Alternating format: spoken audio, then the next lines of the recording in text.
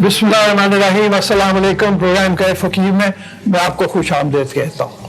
हमारे साथ मौजूद है हमेशा की तरह सैयद सरफराज अहमद शाह साहब, मारूफ रूहानी स्कॉलर है। और हमारा फॉर्मेट आप जानते ही हैं कि हम सवालात आपके या कोई टॉपिक्स लेके शाह साहब के सामने रखते हैं, आपको जवाबात लेके देते हैं। और इस हवाले से एक रिक्वेस्ट जो बार बार आपको की जाती है वो ये है कि अपने सवाल भी हमें भिजवाएं और अपना फीडबैक भी हमें ज़रूर दें। हमने पिछली दफ़ा जो गुफ्तगू की उसी से मुंसलिक एक दो चीज़ें हैं जो शाह साहब को मैं चाहता हूँ कि उसकी क्लैरिटी और हो जाए, तो उस हवाले से शुरू करेंगे। फिर आपके सवाल भी हैं वो भी सामने रखेंगे। अस्सलाम वालेकुम शाह साहब। वालेकुम अस्सलाम। टैक्स के हवाले से एक सवाल, पिछली दफ़ा जो गुफ्तगू हमने छोड़ी थी वहाँ पे ये आता है कि बहुत से लोग ये कहते हैं कि जनाब हम टैक्स नहीं देंगे क्योंकि हम ज़कात देते हैं। तो इस हवाले से फरमाइए, स्टेट जब कोई ऑर्डर पास करती है और स्टेट को चलाने के लिए, अभी ये हुआ कि वर्ल्ड बैंक के जो लोग हैं वो भी ये कह रहे हैं, IMF के लोग भी ये कह रहे हैं कि अमीर लोगों को टैक्स लगाओ और गरीब लोगों की इआनत करो, उनकी मदद करो। जो देने वाले हैं वो तमाम के तमाम इसी को रिक्वेस्ट कर रहे हैं। इसमें कोई तज़ाद तो नहीं है इस्लाम के हवाले से अगर कोई टैक्स लिया जाए तो? देखिए, इस पर फतवा तो कोई मुफ्ती साहब ही दे पाएंगे जी, क्योंकि जो आलिम हज़रात उलमा मुफ्ती के दर्जे तक पहुंचते हैं वो बहुत ही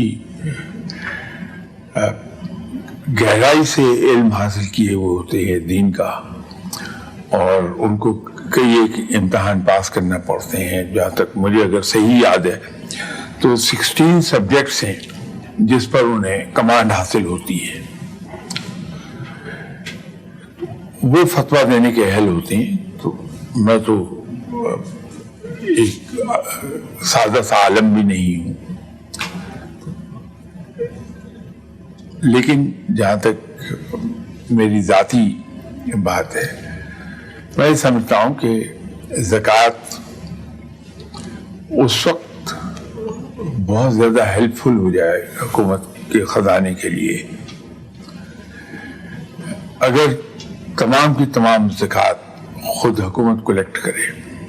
और इस्लामी हुकूमत में होता भी ये है कि कलेक्शन ऑफ ज़कात गवर्नमेंट ही की जिम्मेदारी है, उसी का हक है रादर जिम्मेदारी से ज़्यादा। तो वो अवामी बैतुल माल में जमा हो जाता पैसा और वहाँ से अवाम की फलाह के लिए उसे इस्तेमाल किया जाता है। लेकिन एक चीज़ हमें याद रखनी चाहिए कि ज़कात के खर्च करने के सिलसिले में बहुत सी पाबंदियाँ भी हैं, उसके पैरामीटर सेट हैं। तो टैक्स जो है वो एक डिफरेंट रंग इख्तियार कर लेता है। उसके खर्च करने में कोई ऐसे पैरामीटर्स नहीं है मासवा इसके कि उनको सिर्फ हुकूमती मामलात पे खर्च किया जाए, उससे अपनी ज़ात को ना नवाजा जाए। ये टैक्स के अंदर एक वाहिद पाबंदी है। लेकिन ज़कात के कुछ पैरामीटर्स हैं। तो ज़कात के साथ साथ इनकम टैक्स को, क्योंकि ज़कात जो है इसको ये टाइटल दिया नहीं जाना चाहिए, ये मैं खुद अर्ज कर रहा हूँ कहने से पहले कि ऐसा नहीं कहा जाना चाहिए, लेकिन समझाने के लिए मैं कह रहा हूँ कि that is a savings tax. ठीक है, वो इंसान की बचत पर, और बचत भी वो जिसको 1 साल मुकम्मल हो गया हो वो उस पर लागू होती है। ज़ाती इस्तेमाल की चीज़ों पर ज़कात लागू नहीं होती कि जिस घर में आप रह रहे हैं, जो सवारी आप इस्तेमाल कर रहे हैं उस पर ज़कात लागू नहीं है। इसी तरह सेल्स टैक्स, हर वो चीज़ जो फ़रोख्त की जा रही है मासवाए उन चीज़ों के जो एग्जम्प्ट है उससे, जैसे मेडिसिन्स होती हैं आमतौर पर हुकूमतें उसको एग्जम्प्ट करती हैं कि मरीज़ के इस्तेमाल की चीज़ है। खाने पीने की चीज़ों पर सेल्स टैक्स नहीं लगाया जाता। मुख्तलिफ हुकूमतों के एटीट्यूड इसमें मुख्तलिफ हैं। باقی سب پر وہ ٹیکس لاگو ہو جائے گا. چونکہ حکومت کے ذمہ داری بہت ہیں پہلے کی نسبت، اب زیادہ اس کو اسکوپ وائڈ ہوا ہے، تو یہ ٹیکس حکومت کی مجبوری بنے گا. کہیں کہیں یہ آواز بھی سنائی دیتی کہ ہم ٹیکس کیوں دیں جبکہ ٹیکس صحیح جگہوں پہ خرچ نہیں ہوتا. تو ایک چیز ہمیں ذہن میں رکھنی چاہیے کہ حکومت صرف اور صرف عوام سے حاصل کی گئی آمدنی پر ہی چلتی ہے. ایسا نہیں ہو سکتا کہ ہم حکومت کو ٹیکسز وغیرہ نہ دیں اور حکومت چلتی رہ جائے. پھر وہ حشر ہوگا جو ہماری اکانومی کا ہو گیا، قرض لے لے کے ہم کام اپنا چلاتے رہیں گے، ایک وقت آئے گا کہ قرض ملنا بھی بند ہو جائے گا. تو لیکن جیسے پھر میں ایک بار ریپیٹ کر دوں کہ فتویٰ دینا تو صرف علماء کا کام ہے. وہ بھی علماء وہ جو ان کو آتھورائز کیا گیا ہے فتوے کے لیے، جو مفتی کہلاتے ہیں. تو ایک عام آدمی فتویٰ نہیں دے سکتا، نہ دینا چاہیے. اس لیے میں نے پہلے عرض کر دیا کہ یہ میں اپنی ذاتی سمجھ کے مطابق عرض کر رہا ہوں، اس کا تعلق احکامات سے نہیں ہے. اچھا شاہ صاحب، اس حوالے سے یہ فرمائیے کہ ہم ٹیکس دیتے ہیں، آپ نے پچھلے پروگرام میں بھی اس حوالے سے بات کی تھی، اور اس ٹیکس کے بدلے میں ہمیں ریلوے کا نظام چلتا ہے، ہمارا پی آئی اے کا نظام چلتا ہے، ہماری سڑکیں بنتی ہیں. اس کے اوپر پھر جو اس صوبے کے لوگ ہیں یا مرکزی حکومت ہے وہ بڑے فخر سے یہ کہتی ہے کہ جناب ہم نے اتنے بلین کی یہ چیز کر دی، اتنے بلین کی یہ کر دی، لہٰذا آئندہ بجٹ میں بھی آپ خیال رکھیے اور آئندہ الیکشن میں بھی خیال رکھیے، ہمیں ووٹ دیجیے. یہ کتنا غلط ہے؟ مطلب یہ تو عام آدمی کی آمدن ہے جس کے وہ ٹیکس لگ کے انہوں نے یہ چیز کی ہے، ان کی پرسنل تو کوئی چیز نہیں ہے. یا تو پرسنل اگزامپل سیٹ کی جائے. ہم ہمیشہ جناب حضرت عمر رضی اللہ تعالیٰ عنہ کے دور حکومت پر فخر کرتے ہیں، اور وہ ہے بھی صحیح، قابل فخر چیز ہے، ہونا چاہیے. لیکن اس سے کچھ لیسن بھی سیکھے جانے چاہیے. جناب حضرت عمر رضی اللہ تعالیٰ عنہ بہت ہی کامیاب اور بہت ہی اعلیٰ درجے کے ایڈمنسٹریٹر تھے. جی. ان سے یہ فن سیکھا جانا چاہیے. جناب حضرت عمر رضی اللہ تعالیٰ عنہ نے کبھی کسی شخص کو وہ عہدہ نہیں دیا جس کی اس نے خواہش کی ہو.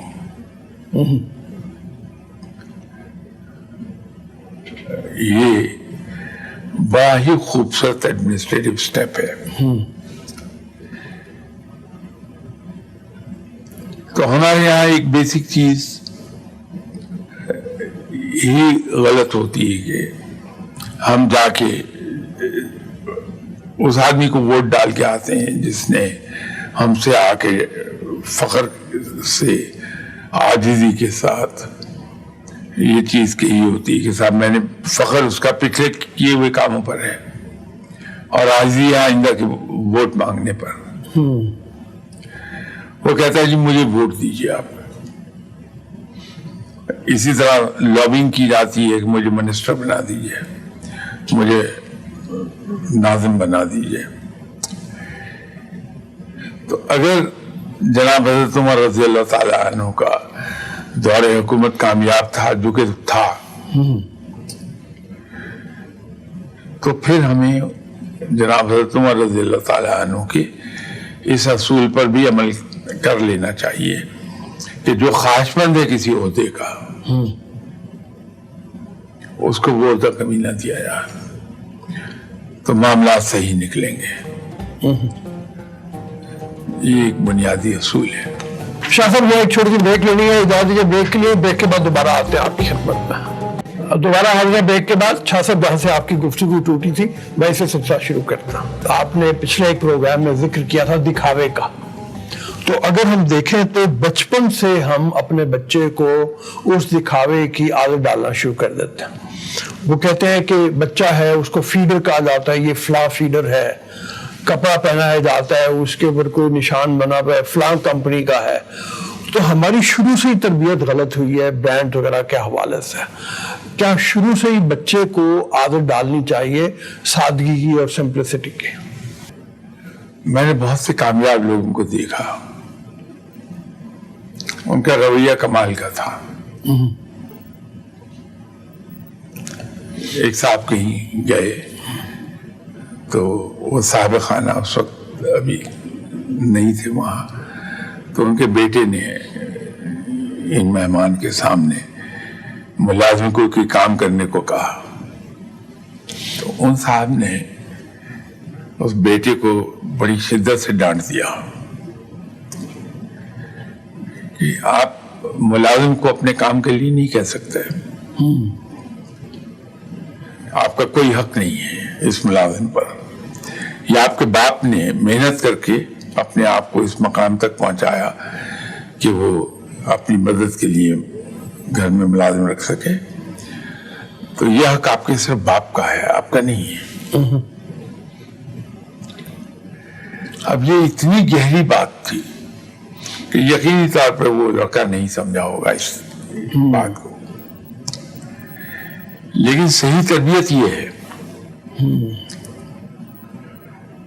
اور اسی طرح جو برانڈ کانشیس ہم کر دیتے ہیں اپنے بچوں کو,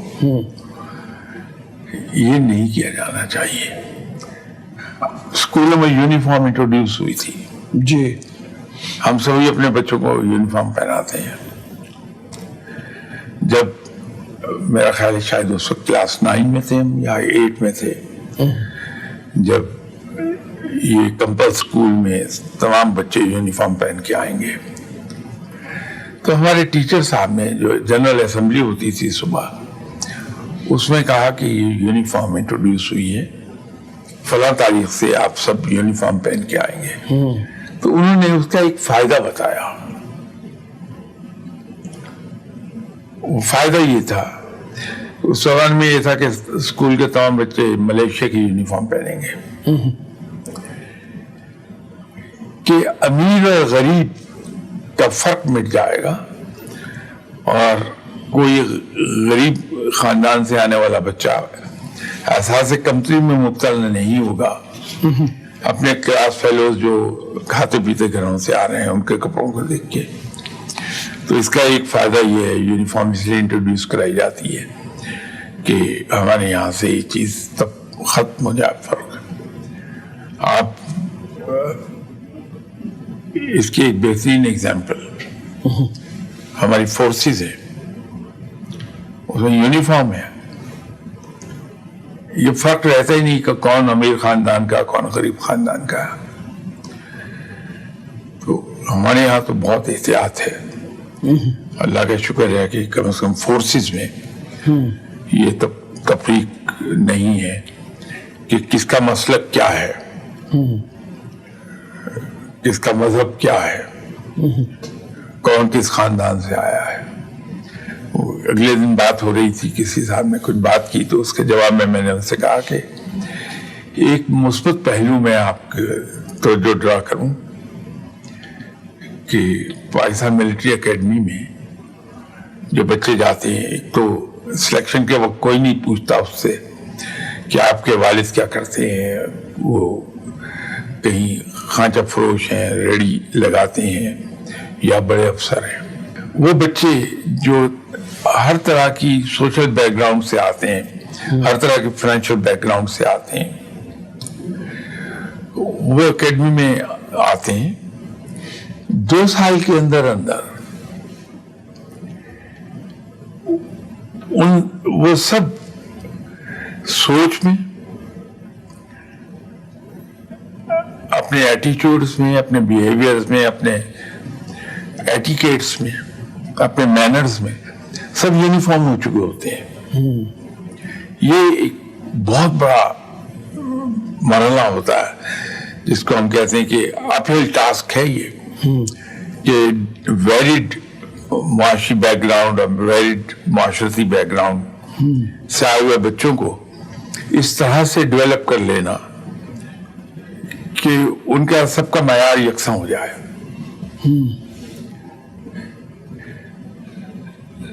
تو یونیفارم اسکول میں انٹروڈیوس ہوئی تھی تو ہمارے ٹیچر صاحب نے اسمبلی میں یہی کہا کہ اس یونیفارم کا سب سے بڑا مقصد یہ ہوتا ہے. تو بچوں میں بھی اگر ہم یہ دیکھیں کہ ہم جہاں رہ رہے ہیں وہاں مختلف لیولز معاشرتی بیک گراؤنڈ کے، معاشی بیک گراؤنڈ کے، تو بچوں کو ہم برانڈ کانشیس نہیں کریں. ہم بچوں میں دکھاوے کی عادت نہیں ڈیولپ کریں. ہم تو بچے بڑے ہو کے خاص معیار کے ہوتے ہیں. اس کے لیے ہم یوز کر سکتے ہیں ایگزامپلس جو واقعی ذہنی طور پر بڑے لوگ ہوتے ہیں. ذہنی طور پر بڑا آدمی کہہ رہا ہوں میں. ان کا آپ دیکھیے لباس کے بارے میں عام طور پہ کوئی زیادہ کیئرفل نہیں ہوتے. انہوں نے کس قسم کا کپڑا پہنا دے آر ناٹ بادرڈ. شو کیسے پہنے، صفائی کا خیال ہوتا ہے، اس میں شک نہیں. لیکن اس کی کوالٹی کیا ہے، دے آر ناٹ پوسٹ. ایک ہی کپڑا پہنے جا رہے ہیں، ویسے ان کی وارڈروب دیکھیں بھری ہوگی لیکن وہ ایک ہی کپڑا مسلسل پہنے چلے جا رہے ہیں. اس لیے کہ جب آدمی ذہنی طور پر بہت بڑا ہو جاتا ہے تو ان چیزوں سے بڑی دور ہو جاتا ہے. اگر ہم اپنے بچوں کو یہ ایگزامپل جو ان کے سامنے لیونگ ایگزامپلس ہیں، ہمارے یہاں ایک ذہنی طور پہ اتنی بڑی تھی کہ ان کو ہم کہہ سکتے ہیں کہ وہ ایک انٹلیکچوئل جائنٹ تھی، ذہنی دیو تھی، اپابانو قدسیہ. آپ ان کے لباس کو دیکھیے، انتہائی سادہ. انہی کے ہسبینڈ تھے جو بہت بڑی شخصیت، اشفاق احمد صاحب. جی سویٹر پہنا ہوا ہے، کئی رنگ کی اون لگی ہوئی ہے اس میں، شلوار قمیض پہنی ہوئی ہے، جوتا ہے جیسا ہے اسی طرح وہ ٹی وی پروگرامز میں آ جاتے تھے. اسی طرح مختلف جگہوں پہ لیکچر دینے کے لیے چلے جاتے تھے. He was not bothered کہ انہوں نے پہنا کیا ہے اور کیسا پہنا ہوا ہے. ممتاز مفتی صاحب اب دیکھیے وہ بڑے بے پرواہ تھے اپنے لباس سے کہ پاجامہ جیسا بھی ہے وہ پہنا ہوا ہے، کرتا جیسا پہنا ہے، اس لیے کہ ذہنی جو تھے یہ لوگ. تو جب آدمی ذہنی طور پہ بڑا ہو جاتا ہے، واقعی بڑا ہوتا ہے، تو پھر ان چیزوں سے بڑی دور چلا جاتا ہے. تو ہم بچوں کو یہ لیونگ ایگزامپلز ہم دے سکتے ہیں جو ان کی آنکھوں کے سامنے لوگ زندہ ہیں. اس میں کیا یہ اہم ہے کہ ہم اپنے بچوں کے لیے ہیرو کس طرح کے بنا کے دیتے ہیں؟ اب اگر وہ کہتے ہیں کہ ہمارا ہیرو جو ہے، جو بچے کو ہم بنا کے دے رہے ہیں، وہ کوئی ہالی ووڈ کی فلموں کا ہیرو ہے، اور آج کل بہت زیادہ وہ ہو گئے ہیں، وہ جو بیٹ مین اور یہ وغیرہ اس طرح کی چیزیں ہیں، فلمیں بنی ہیں، اگر وہ بنا کے دیں گے تو ذرا برانڈ کانشیس ہوں گے. اور اس کے مقابلے میں اگر ہم مثالیں دیں گے، جیسے آپ نے اشفاق احمد صاحب کی دی، ممتاز مفتی صاحب کی دی، بانو قدسیہ صاحبہ کی دی، تو وہ ہوگا تو اس سے فرق پڑے گا. مطلب میں خیال قوم کی سوچ بدلتی چلی جائے گی، کیونکہ یہی بچے ہیں جنہوں نے کل کو بڑے ہو کے قوم کے یوزفل ممبر بننا ہے. تو جب ان کے ذہن میں ایک تصور خاص طرح کا بنے گا تو پھر وہ ویسے ہی بیہیو کریں گے عمر پر. اس میں بڑی مثالیں جیسے لی جاتی ہیں ہماری تاریخ سے کہ قائد اعظم ایک بہت سوٹڈ بوٹڈ آدمی تھے، ان کو اولین اس میں دور میں دیکھا جائے تو، لیکن بعد میں انہوں نے شلوار یا پاجامہ، کرتا، اس کے ساتھ شیروانی، ٹوپی، اس کو فروغ دیا اور لوگوں نے، مسلمانوں نے فالو کرنا شروع کر دیا.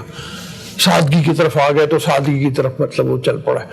تو ابھی یہ صاحب جو ہے ان کا یہ ہے کہ مجھ سے غلطی ہوئی جو بچپن سے بچوں کو میں نے اس طرح سے برانڈ کانشیس کر دیا. اب وہ ہو گئے ہیں اور وہ تقاضا کرتے ہیں کہ ان کو اس طرح کی چیزیں دی جائیں جو ہماری استطاعت سے بھی باہر ہوتی ہیں.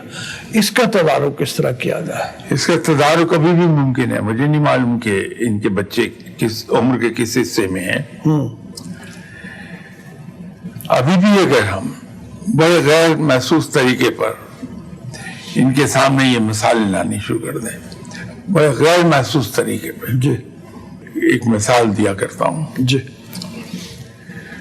بہتا وہ دریا ہے, اس کے بہاؤ کے سامنے دیوار کھڑی کر دیجئے, کتنی ہی مضبوط دیوار بنا لیجئے, کچھ دیر کے لیے پانی اس کے پیچھے کھڑا ہو جائے گا, جمع ہونا شروع ہوگا. ایک وقت آئے گا یا تو اوور فلو کر جائے گا دیوار کے اوپر سے, اور زیادہ امکان یہ اسے توڑ لے گا. جی جب توڑے گا تو پھیلے گا اور ارد گرد تباہی مچا دے گا. لیکن اگر اس دریا کے بہاؤ کے ساتھ ساتھ ایک گریجویل اینگل لیتی بھی دیوار بنانا شروع کریں گے تو لمبی ضرور ہوگی, لیکن ہم بہت ہی خوبصورتی کے ساتھ اس دریا کا بہاؤ موڑ لیں گے اپنی مرضی کے مطابق. تو اسی طرح انسانی ذہن ہے, جب ہم اس کو کوشش کر دیتے ہیں کہ ہم آپ کو ذہنی طور پہ تبدیل کر رہے ہیں تو ریزسٹ کرتا ہے وہ. لیکن اگر بہت ہی غیر محسوس طریقے پر اس کو ادھر کو لے جائیں ہم, تو جس طرف لے جانا چاہیں گے ہم لے جائیں گے. تو یہ صاحب اپنے بچوں کے سامنے, جیسے میں نے ابھی جی ہمارے یہاں ابھی حال ہی میں دنیا سے گئے ہیں وہ, ان کی مثالیں میں دے رہا تھا, اور کچھ نہیں تو ان کی پرانے کلپس دکھانا شروع کر دیجئے بچوں کو. اور اس میں ایک پاسنگ ریمارک کے طور پہ دیکھیے اشفاق صاحب کتنے بڑے آدمی تھے, لیکن کیا سادہ لباس پہنا ہوا ہے.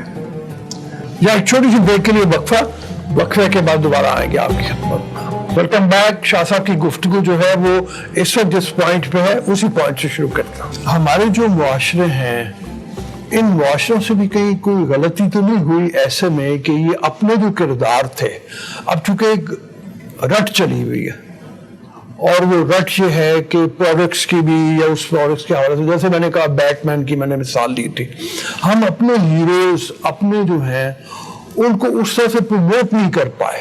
آپ ہمیشہ ٹیلی ویژن کی مثال دیتے ہیں, بہت اسٹرانگ میڈیم ہے. ہماری فلم تو خیر تھی نہیں, اگر وہ ہوتی تو اس میں بھی اس طرح کے کردار ہوتے. تو یہ کردار سازی کا کام اپنے ہیروز کریٹ کر کے, یہاں کمی نہیں رہ گئی کچھ تھوڑی سی؟ دیکھیے ہمیں ہیروز کریٹ کرنے کی ضرورت نہیں ہے. ہماری اسلامی تاریخ بڑی ریچ ہے. ہم نے جو غلطی کی ہے وہ یہ کی کہ بڑی حیرت انگیز چیز تھی کہ انگریز کرسچین تھا, زیادہ بڑی اکثریت کرسچنس کی تھی. اس کا تعلق ہمارے معاشرے سے بالکل نہیں تھا, وہ ایلین تھا فار دیٹ پرپز. اس کے موسمی حالات جہاں سے وہ آیا تھا بالکل ہمارے برعکس تھے. یہاں آ کے اس نے جو آرکیٹیکچر اپنایا وہ تھا جو یہاں کے موسمی حالات کے مطابق تھا. اس نے جو ہمارا سلیبس بنایا, جو سب سے امپورٹنٹ چیز تھی, وہ سلیبس وہ تھا جس میں ہمارے اپنوں کی مثالیں تھیں, اس میں کوٹ کی ہوئی, اس میں چھوٹی چھوٹی کہانیاں اس نے شامل کی ہوئی تھی, اور وہ تھی ساری ہماری. اور اس نے اپنے معاشرے سے مثالیں نہیں اٹھا کے دی تھی. نتیجہ یہ تھا کہ ہماری تربیت اور رنگ میں ہو رہی تھی. جب ہمیں آزادی مل گئی, ہم اپنے مالک خود ہو گئے, تو ہم نے نصاب کو اس انداز میں بدل ڈالا کہ اس میں سے یہ تمام چیزیں آہستہ آہستہ غائب ہوتی گئیں اور اس کو ریپلیس کرتی گئیں انگلش چیزیں. پھر ہمارے یہاں یہ رواج ہو گیا کہ پڑھے لکھے آدمی کی نشانی یہ ہوئی کہ انگلش فلمیں دیکھتا ہو، پڑھے لکھے آدمی کی نشانی یہ ہوئی کہ وہ انگلش رائٹرز کی کتابیں پڑھتا ہے۔ اس کو ہم نے حکومتی سطح سے کبھی چیک نہیں کیا کہ اگر اسٹڈی کی جا رہی ہو کہ معاشرہ ہمارا کہاں کدھر کو جا رہا ہے تو فوری طور پہ اس پہ ایک چیک لگایا جاتا اور ایسی پالیسیز دے دی جاتی ایسے طور طریقے سے کہ یہ چیز رواج نہ پاتی بلکہ ہماری اپنی کتابیں رواج پاتی۔ بالکل، بہت اہم ہے۔ یہ فرمائیے کہ ایک وبا جو چلی ہے، یہ ایک اور سوال ہے بنیادی طور پہ، وہ وبا ہے فون کی، اور وہ فرماتے ہیں کہ بچے فون اب سمارٹ فون کا تقاضا کرتے ہیں اور چیک کوئی نہیں ہے وہ کیا دیکھ رہے ہیں کیا نہیں دیکھ رہے، جس سے معاشرے میں بڑی خرابیاں پیدا ہو رہی ہیں۔ اس سے منع رکھنے کے لیے بچوں کو کچھ آپ گائیڈ کرنا چاہیں گے؟ ہمارے یہاں بد نصیبی یہ ہے کہ ہم ماڈرن چیزیں انٹروڈیوس کرا دیتے ہیں لیکن اس سے پہلے ایجوکیٹ نہیں کرتے قوم کو۔ اب یہ فون بہت بڑی رحمت تھا جو اس سے زیادہ بڑی زحمت بنا ہے۔ ہمارے یہاں آداب محفل ویسے ہی زوال پذیر تھے لیکن فون کے آنے کے بعد تو بالکل ہی لٹیا ڈوب گئی۔ اب ہمیں ذہنی طور پر یہی اس کا ادراک نہیں ہوا کہ فون، یہ جو موبائل فون آیا، اس کا اصل استعمال کیا ہے، اس کو کیوں انٹروڈیوس کرایا گیا تھا۔ یہ صرف اور صرف ایمرجنسیز کے لیے تھا کہ اگر میں ٹریول کر رہا ہوں تو میرے آفس میں، میرے پلانٹ پر کوئی ایمرجنسی ہو گئی ہے تو اس پہ بڑی مختصر سی اطلاع دے دی جائے گی کہ صاحب آگ لگ گئی، آئینوں کی آگ لگ گئی ہے، مجھے جلدی پہنچ رہا ہے۔ تو وہ یہ کتنا کہ فلاں جگہ آگ لگ گئی جناب، بات ختم ہو گئی، تو میں وہاں پہنچ جاؤں گا۔ اس کو ہم نے انٹرٹینمنٹ کا ایک ذریعہ بنایا۔ اب ہم سوشل گفتگو اس پر گھنٹوں کرتے ہیں بیٹھ کے۔ اب اسی طرح اور چیزیں ہم نے انٹروڈیوس کرائیں، اس پر ایجوکیٹ بالکل نہیں ہم نے کیا۔ اب ماں نے اپنی مائیں جو تھی انہوں نے اپنی سہولت دیکھی تو کہ ہمیں بادر نہ کریں ہمارے چھوٹے بچے، تو بڑی ینگ ایج میں، بہت ہی چھوٹی ایج میں اپنا اسمارٹ فون اس کے حوالے کر دیا۔ وہ کارٹونز دیکھ رہا ہے، اس میں کوئی اور پروگرام دیکھ رہا ہے، اس میں مگن ہے وہ۔ جب وہ بڑا ہو گیا تو وہ ایک تو آنکھیں اس قریب کی گئیں، اس نے برا اثر ڈالا شوہر نے۔ دوسرا یہ ہے اس کی ڈیمانڈ ہے کہ مجھے فون دیا جائے لا کے۔ تو اگر ہم